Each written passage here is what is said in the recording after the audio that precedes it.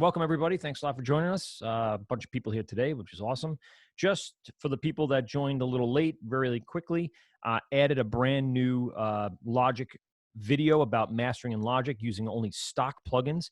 Obviously, at this point, with the new Logic, that might have changed. But for right now, this is what we're going to be using. I added 3 different pages of notes, really just basic concepts of what we've already learned for Pro Tools, reference tracking, and using Maxim, laying it out, process stuff. So I want to pick up kind of right there where we left off yesterday. And I'm going to open up my master project and get rid of these guys. I don't need them anymore. Sorry. There we go. And yes, we are going to go into our mastering session that we worked on this week. And we're just going to kind of finalize a few things. So one of the things that are in the notes today, as I posted up on the stream, is the concept of reference tracking, which we've already kind of touched on, especially watching those videos on Monday. One of the things that studio engineers do is they take their mastered tracks and they compare them against other tracks that are already have been mastered. So again, just to give you a quick review, let me just increase the size of this, and we will go ahead and get rid of this window here so we can zoom in and fill the screen a little more. This was our mix track right here, and then this was our mastered track. So you could see there's a major difference in volume. This has nothing to do with increasing the visible zoom of this. This is actually the work we did over in the mixer, adding things like EQ, the Maxim plugin, and then, monitoring exactly what's happening afterwards, and then going back in and changing things in the EQ. We also used Ozone 8. Ozone is a mastering suite that includes a lot of different plugins like EQ, dynamics, compression, maximizing, enhancing, spectral analysis, things like stereo analysis, and the ability to just look at the entire spectrum of your final piece and then make changes along the way. So there was 2 options there. We gave you the stock plugin option, and then we gave you the third-party plugin option. We're going to probably do the same thing over in Logic today. But let's talk about a reference track. So right now, as you saw, I have my track, my mastered files here matched up against my initial mix files. We're going to just start a new track, make a stereo audio track really quick underneath this one, and we're going to call this one the reference track, right? So we're going to go out and try to find a file that is close to this style of music. Now, I don't think I downloaded anything recently that would be close to this, but it's possible that on this computer I do have music in my iTunes library that we can pull in. iTunes Media, I'll go to music, show my stuff.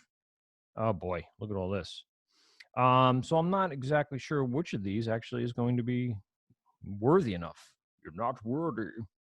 Nothing here. That's office noise.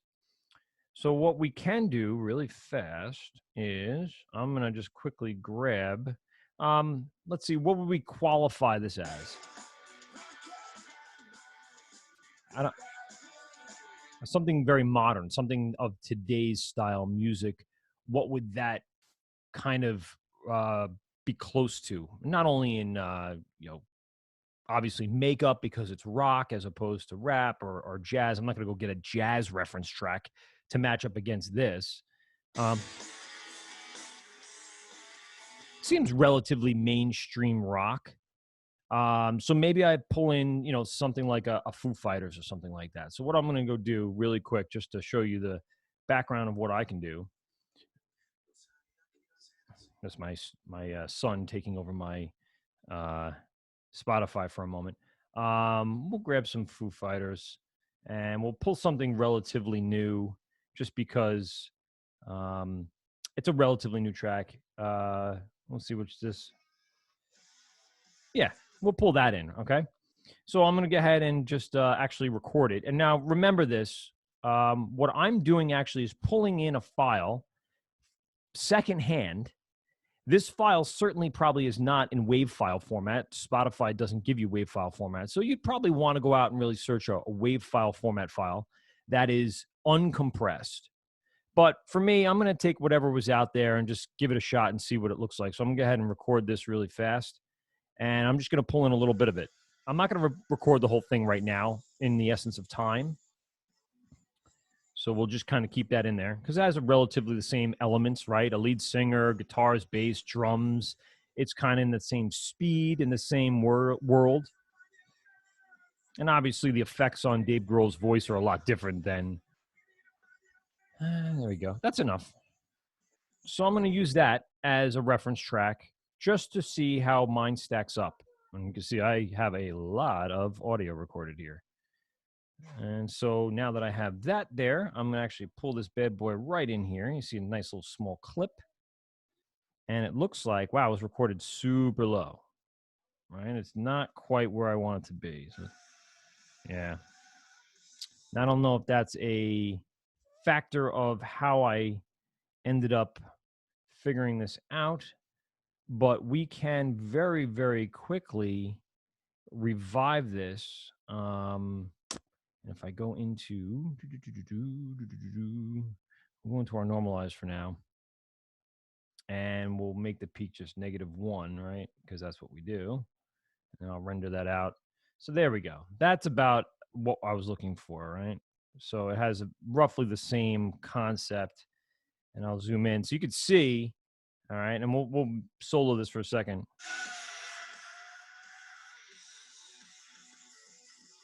Right, so let's take a look at the reference track volume and the master track here.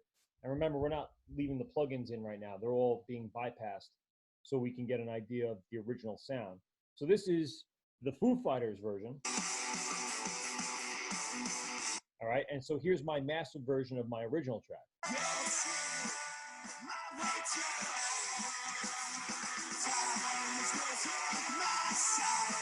Okay, and again, here's the Foo Fighters. And then here's the other side.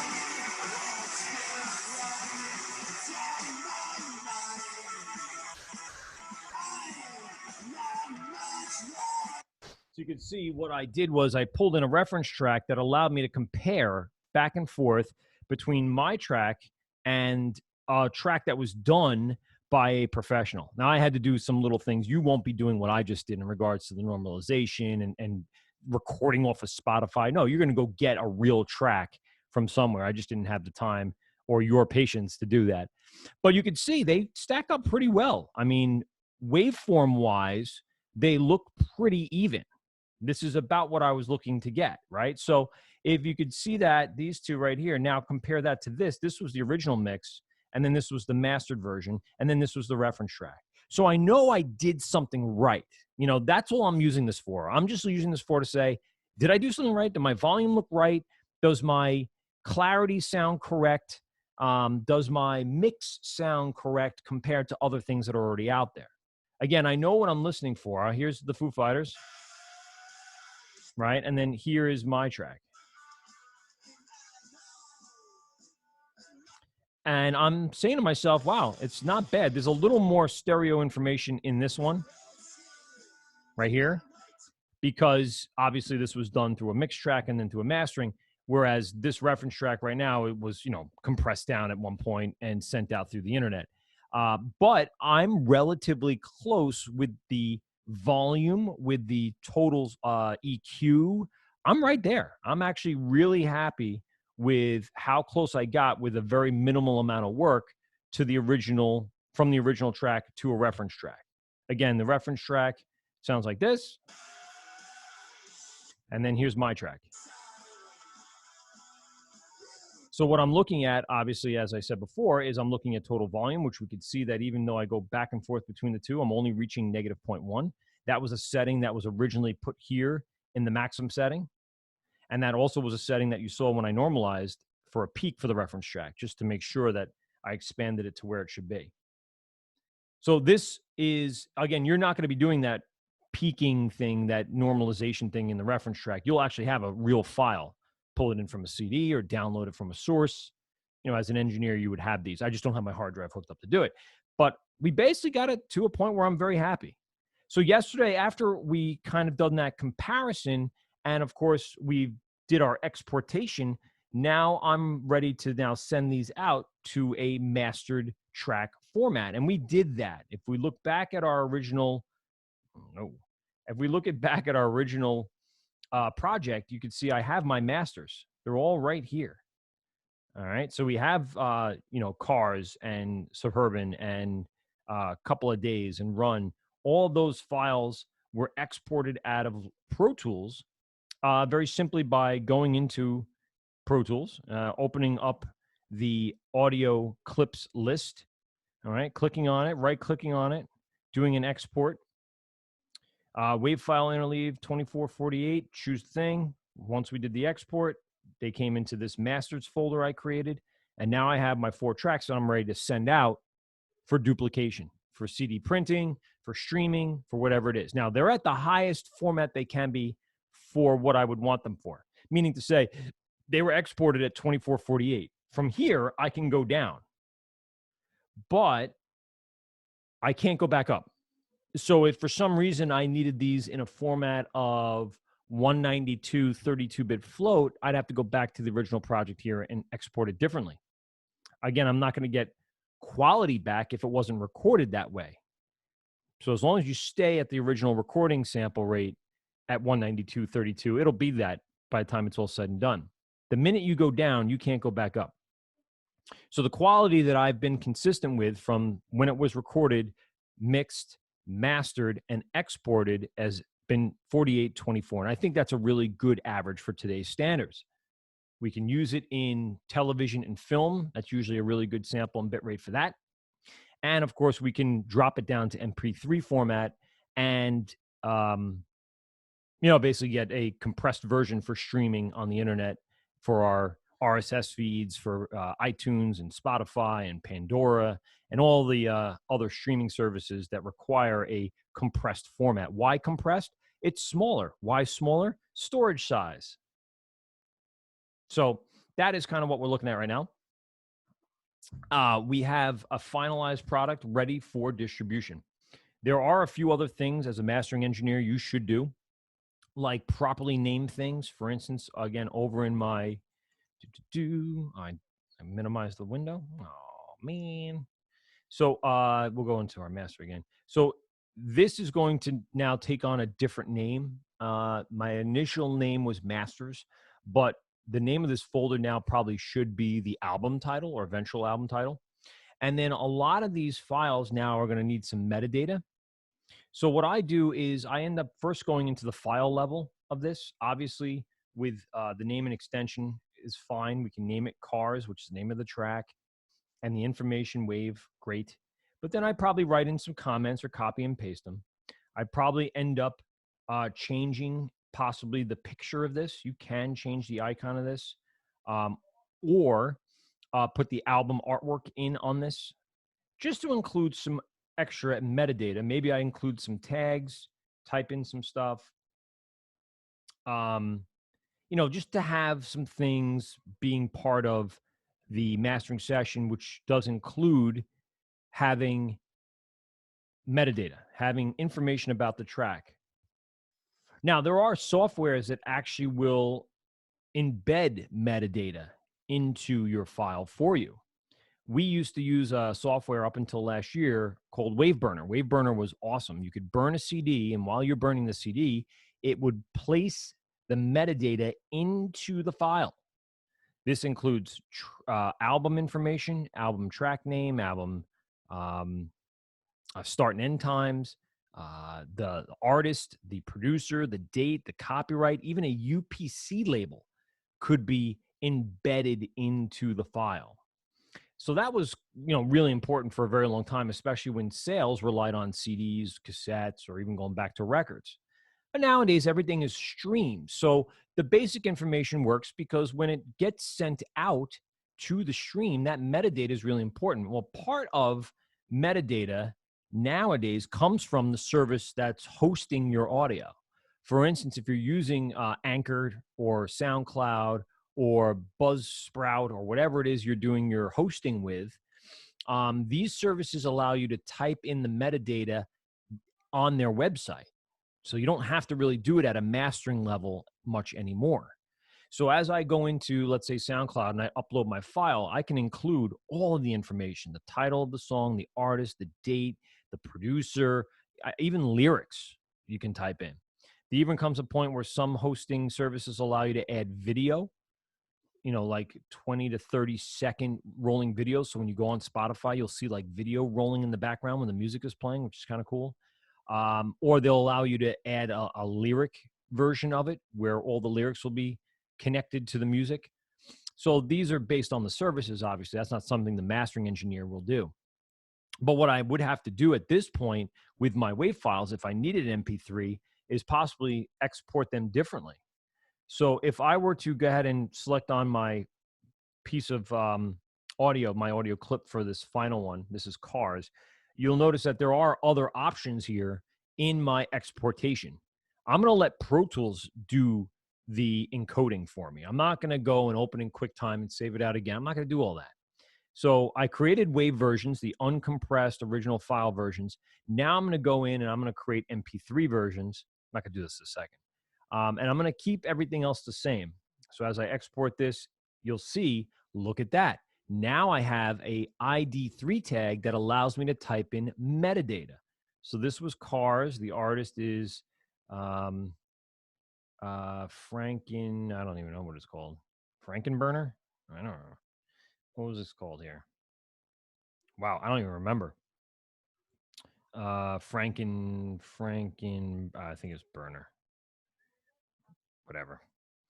The album was the EP, and the comment was nothing. The genre is rock.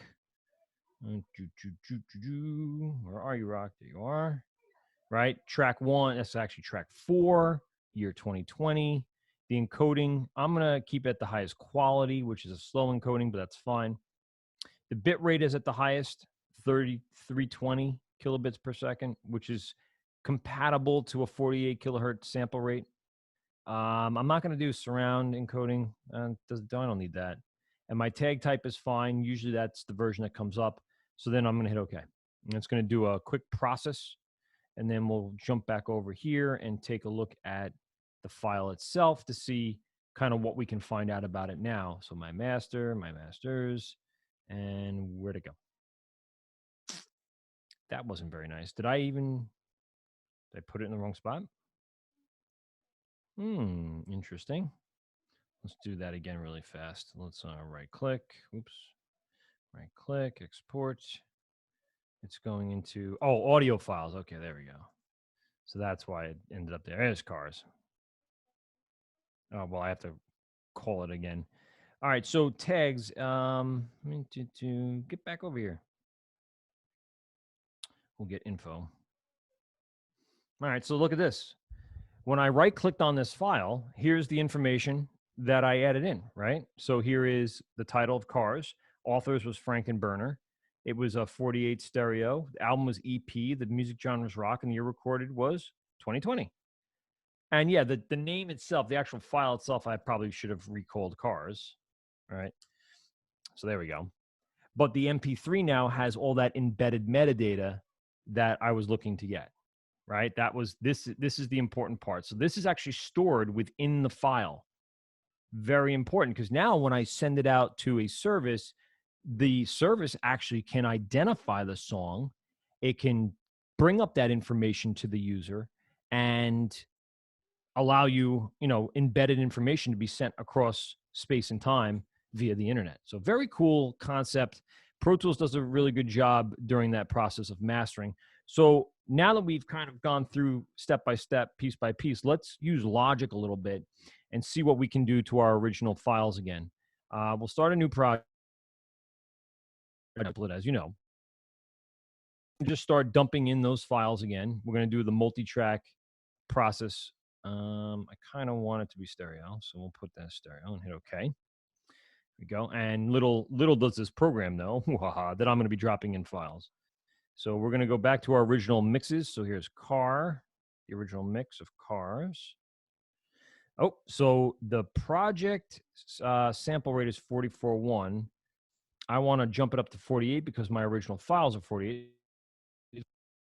I don't want my project to be 44.1. I don't know why it is, but it is. I'm going to drop in run. There's the original mix. Here's Suburban. And what was my other one here? Run. How come I don't see my third track here? Well, we'll grab it from over here. How about that? A couple of days. The original mix right here. Here it is. For some reason it wasn't where it was supposed to be, and that's fine. All right.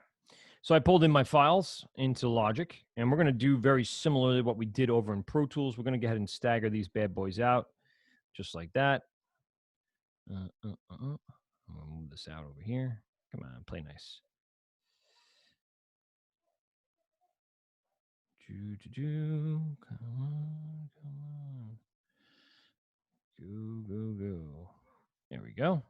And the final one, actually, we'll do it an easier way. Ready? We're going to just go ahead and cut it, and then we're going to go over here, and we're going to paste it. A little easier that way. All right, so there we go. There's our layout, as you know. All right, let's go back to the beginning. And while we're at the beginning, let's take a look skis at our mixer. Right now, there's no plugins. There's no stuff on the master track. This is just straight mixes. Let's get an idea for what we're working with here.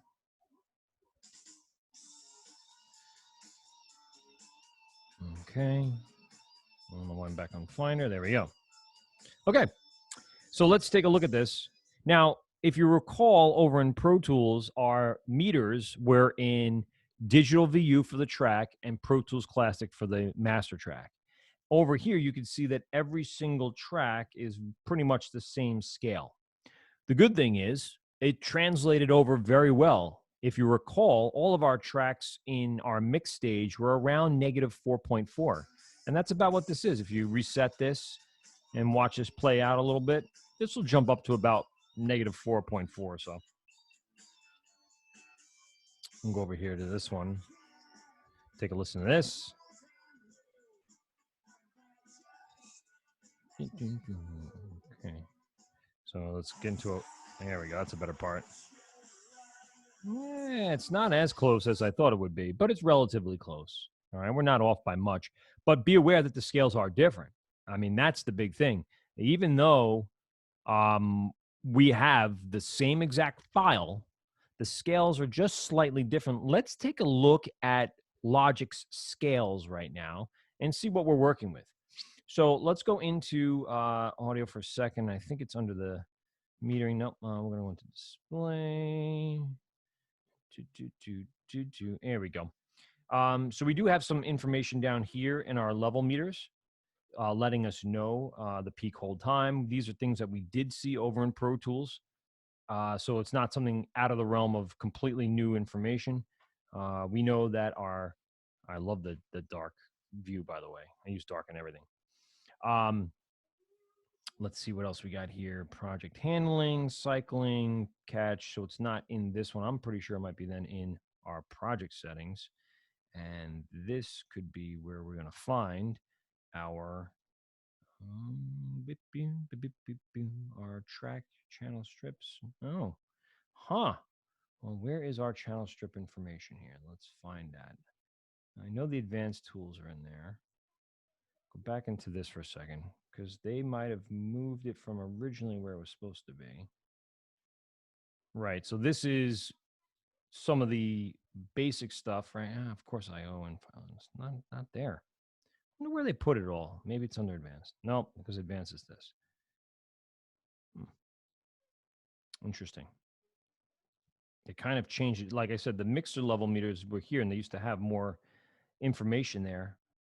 And I'm pretty sure, even if let's just say I put those in there, I don't think it's going to make much of a difference in my display here and my mixer now. So it didn't add anything there. But I know it's in here somewhere. And I know I've manipulated it before, but I really do like the way Logic does it. I guess I'm used to it by now, as opposed to sitting there wondering, how does this match up according to Pro Tools? That's not something you should even think about. You should just be using your software to the best of the ability and know, what should sound good and what shouldn't based upon experience and over time. So yeah, and I don't know where that is. My level information is very interesting. Let's see what else we got over here. Record. Recording button options. No, it's not there. Very interesting. Let's see. Level meter. Change them. No. Mixer display preferences we already went to. So that didn't help me at all. So usually it'd be right there. Let's see. Advanced options, which I've done, right? I did that. Whatever. So anyway, you can, same way as Pro Tools, you can go in and change it. I'm just having trouble locating where that place is. I could have swore it was within the, sorry, in the display here under Mixer, but I don't know why it's not showing me that. I wonder if I missed it. Did I miss it? I was going too fast. I just scooted right by it. Now I assume I couldn't find it. Well, whatever. The mixer itself runs on a much different scale. Let's take in really quick while we're here. Let's just go back in for a moment and grab our masters, just again to show you the difference between getting a file to that final place. And so we'll go to our bounce files and our mastering of Frankenberry burner, whatever the hell it is. Just importing and getting all the waveform data. Would you look at that? So again, let's compare the two, right? Let's take a look at the mix file and then look at the mastered file. I mean, visually, ridiculously different. So let's show you in Logic how to try to achieve the same thing that we got in Pro Tools. All right, that's what really the lesson's all about today, is getting to that final space where, why won't this delete? Track, oh, it's not letting me. It's not being very nice.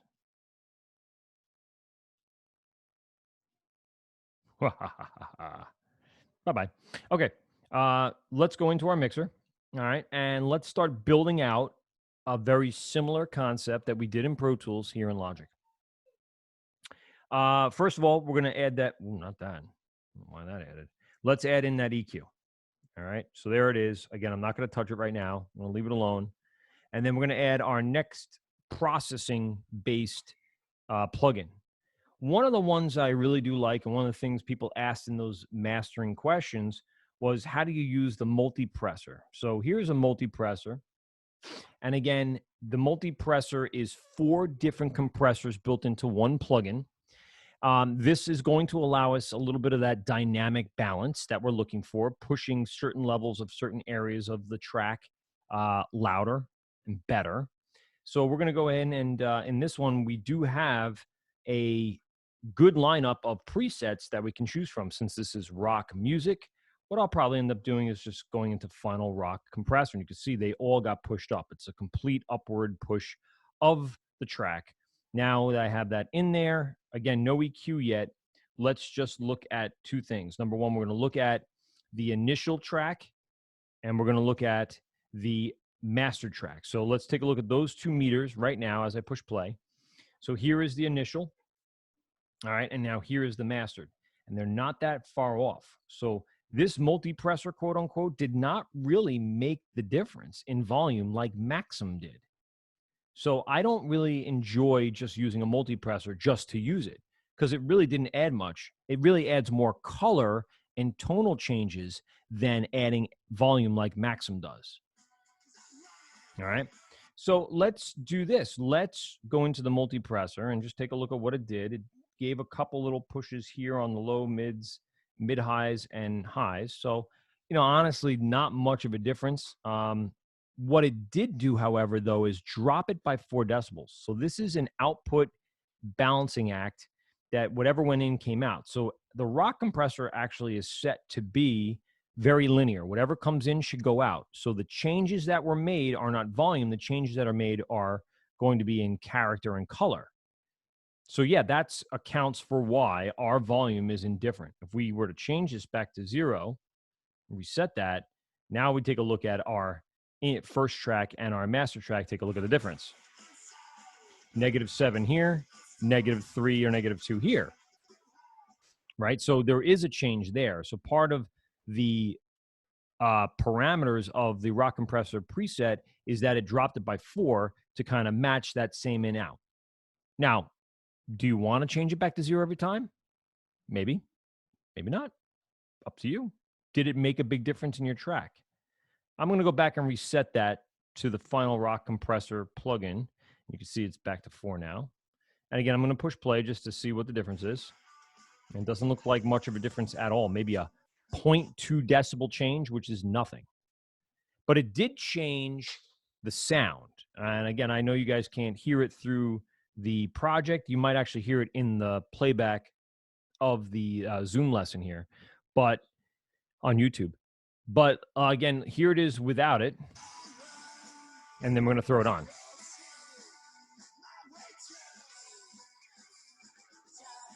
Without it.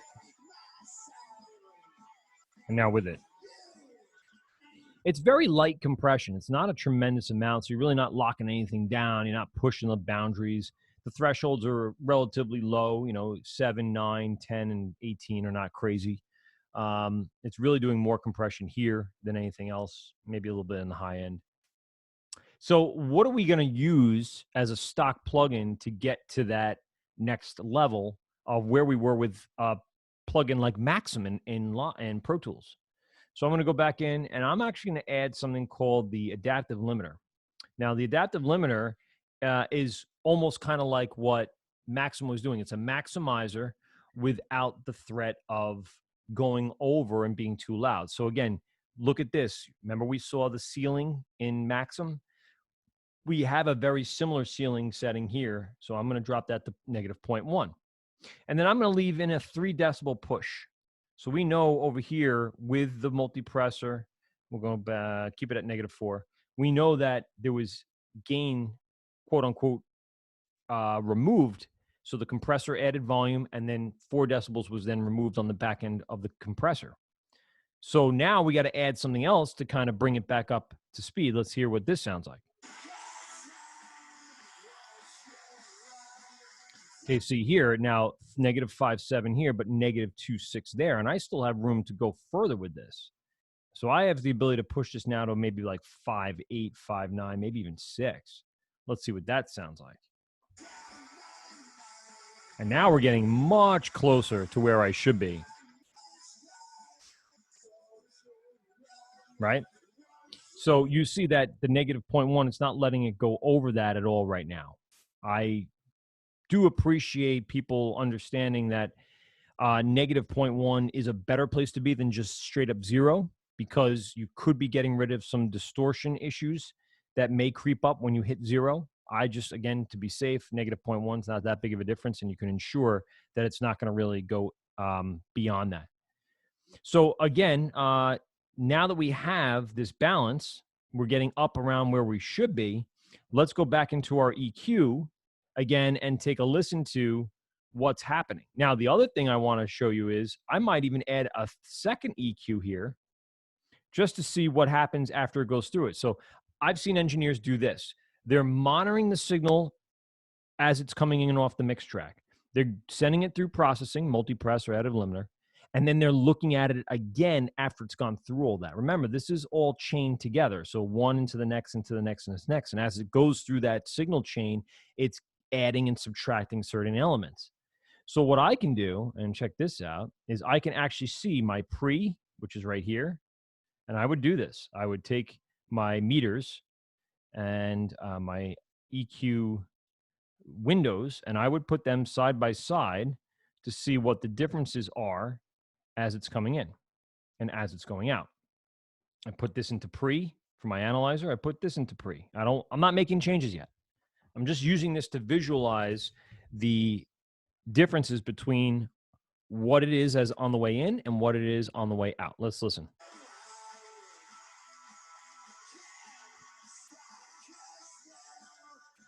Okay, you can see over here on the right, this is the aftermath. And there's definitely, the waveforms are jumping above the line more than they're jumping over here. Let's see what else happens here. So look at this curve over here. It's a little louder over here, and it's a little flatter over here. It's not as defined.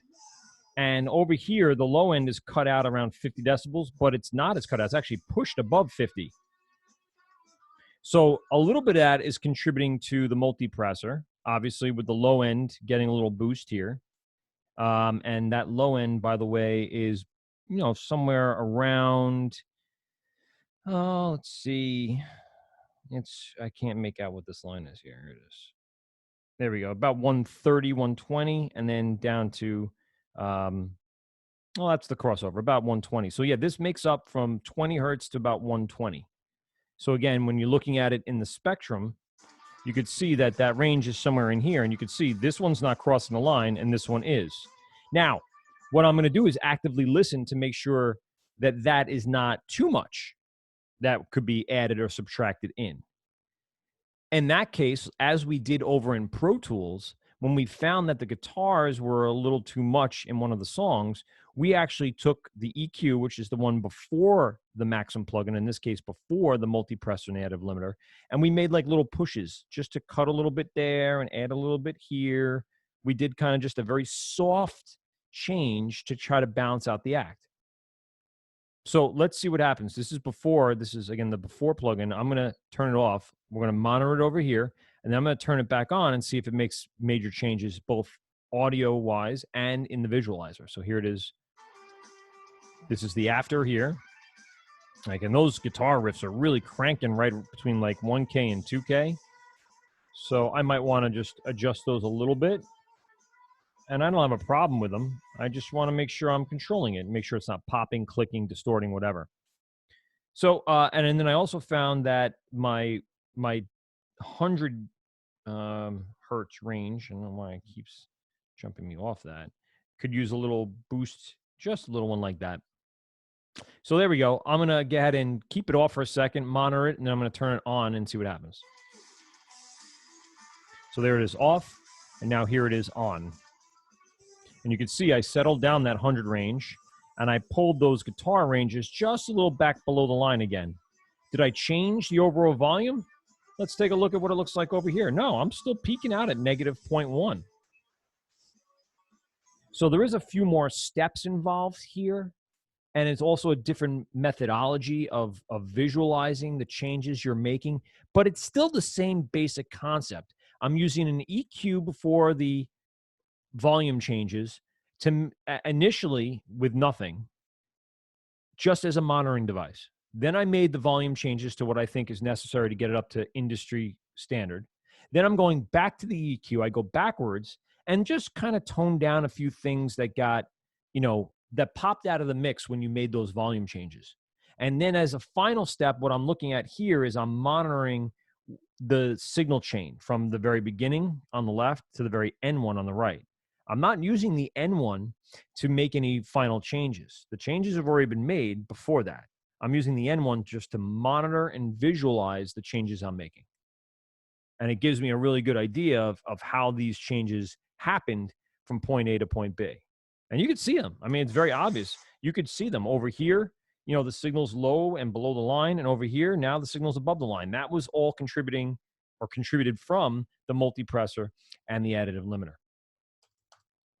So, those are the changes that were being made. Those are the steps that I usually would take for mastering. Again, I'm not spending a lot of time with it right now, just because, in the lieu of you guys and watching this, or potentially not watching this and having the patience to go through that. This is kind of the process I do, and I'd be a lot more meticulous with how I'm doing it. Again, some of the things that really start standing out to me are this little area around 200. This one's actually going quite over. Does that mean it's bad? No. It just means maybe I want to listen to that range and figure out if there's anything wrong, potentially wrong, or something very, very right. Also, you could see this little high end here is really starting to creep up over here on the back end at times. So just little areas that I'm looking at. 500 is an area of concern. Not concern bad, just concern in general, to make a moment and make sure I listen to the whole mix and it's exactly what I want. And then not just, frequency wise, but volume wise, we know we're going to get a very similar result that we got in Pro Tools out of this. So let's go through the bouncing process now, and let's do that a little differently in this program, because it actually is much better in regards to bouncing. We're going to go ahead and select on the track. We're going to go and hit Command B. That's a bounce, not an export of the file now. We're just going to bounce this file by itself. Let's travel back for a moment and talk about file formats. Again, our project was at 48, and these files were at 48. Sorry, our project was at 44.1, but our files were at 48. So we had to convert the project, but now we have to make sure we stay consistent, right? 48, 24 WAV file. Interleave, not multiple monos.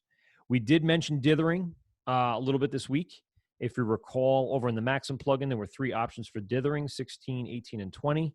This is sort of what this translates into, that 16 is usually a really good dithering, which means we're adding bits of sound or noise into the conversion from digital back to analog, right? So if you remember, as we went from analog to digital, like little staircases were made and we had to fill those back in to create smooth sounding original analog audio. Now going the opposite way, we still have to do that. So we have to add that data back in. The first one is considered just straight up dithering noise. The second and third one, 18 and 20, are noise shaping based. So when you have a higher resolution file, I'm going to say 96 or 192, you should think about doing some noise shaping. I have never really found much of an audible difference between the three. So I usually use it as PAL 1, the dithering one, both in Maxim and this. But there are some engineers and videos out there that'll tell you differently, that it does make a difference. Hard to hear, but definitely there is a difference. So I'm going to leave it as Power R1. I'm not going to add it to iTunes. We're going to do an offline bounce instead of a real-time bounce. We talked about that already. Leave my normalization off. I don't want this computer program to do anything that I didn't want it to do. I don't have control over the normalization, so I'm going to leave that off. Let's take a look at our MP3 stats. A 128 mono, but what I'm really concerned is my stereo bitrate at 320. I'm going to use best encoding, which doesn't mean the fastest. It usually means the highest. Of course, that, and I can write, look at that. I can write ID3 tags just like I did in Pro Tools. So look at this. I can now start typing in, the artist is Frankenburner. The album is EP, track number, this is 3, total tracks 4, subtitle, I don't know. And then we'll just write Forky. And then composer was FB, lyricist, I don't know his name. The band, I don't know all their names. You know, this has a lot more data in it than the Pro Tools version, but yeah, it definitely is a genre of rock. But that was about to rock. All right, and then publisher, producer, notice, yeah, blah blah blah. I don't know what the key was, so we'll just leave it as that and hit OK. And again, we're not going to add it to iTunes, but we are going to keep that ID tag in for the MP3 file. All right, and we're going to hit OK. It's going to ask us where to do it. I'm going to go ahead and throw it into my master. We'll do this. We'll do Logic Pro Masters. All right, create that. And we're going to call this, I think this was called Suburban. Okay, there we go. We're going to give that a quick bounce. See, I was right. It was Suburban. For those about to rock. Oh, there's people waiting. Admit all. Oh, boy. Kept people out of the loop today. My bad. I didn't get my little flashy thing in Zoom like I usually do, saying, there's people. There's people. My bad. All right, so now it did its conversion. Let's go over and take a look at the conversions that were made by Logic. We're going to go into our desktop. We're going to go into our master. In this case, we did Logic Pro Masters. So check it out. We have a few different versions. This was the 44.1 kilohertz version, I believe. Yep. This is the MP3 version. And then this was the 4824 version. And again, let's take a look at the MP3 for a moment and go to Command I. And now we can look at information, hopefully. It's not letting me see it right now. Oh, there it is. So I don't know why it's untitled. I didn't untitle it, did I? I might have missed that. Frankenburner's there, stereo, 44.1, EP, rock, FB, 2020. So you could see in an MP3 version that metadata is burned into it. In order to do that to a WAV file, you need a separate program. I don't think either of these do it. They do burn in basic information, for instance, stereo 4824. So that all gets stored within there. Now let's take a look at our um, comparison here. So there is the original version, and it's sitting right here. This is the original version.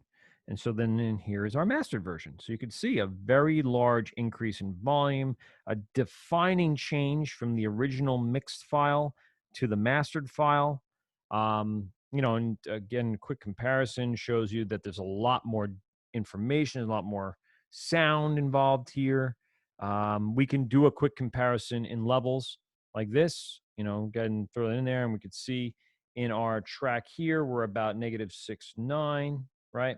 And then in our track here, we are roughly around -1.7, and probably could go up a little further, -1.6, probably not the loudest part of the track, but we know we're going to creep around that -0.1 area. So we know we did something here. We know we increased volume tremendously. And a lot of people would ask the question, can't we just do this in the mixing stage? And the answer is no. You really can't do it correctly in the mixing stage because you're still dealing with all the tracks. You're not dealing with just a stereo file. So your issue becomes you need to get out of the mixing stage, step away, step back from the mixing stage in order to get yourself to a place where this just makes more sense. You're dealing with one file, mixed, approved, and ready to go for mastering. And now you're in a whole different stage when you're dealing with mastering. You're in a completely different way of treating things. We are actually to a place where now we're adding plugins to the entire project. And again, just to reiterate what we talked about with Pro Tools, if I found that each song is a little different, I'd have to go back into each track and apply something a little different, whether it be EQ or maybe a little slight compression, but usually nothing crazy. Just something to help balance out the equation. Part of your job as a mastering engineer is to balance all these tracks out against each other. Now, again, this engineer did a great job of getting all 4 tracks to sound pretty close. So it leaves my job much easier than having to work with all 4 tracks individually. I can work with the project as a whole to create my final mastering session. In the end, the result is a really great dynamic track that is going to be up to industry standard. It has the formatting. I have the WAV file and the MP3 file ready to go. I'm ready to get paid. Yeah. Well, it's a lot of information. Anybody have any questions for now that needs to be discussed before we get out of here? Again, remember you have your mathematics integration due tomorrow. You have a quiz tomorrow available on the stream at 10:20. And of course, you have your Project 11 due on Sunday. By Sunday. It doesn't due on Sunday. If you want to be safe, hand it in tomorrow. But Sunday, I'll take the day to kind of go through them and make sure they're good. I'll give you all approval and a grade, and then you can send them off to the New York Times. All right. But make sure you follow the directions.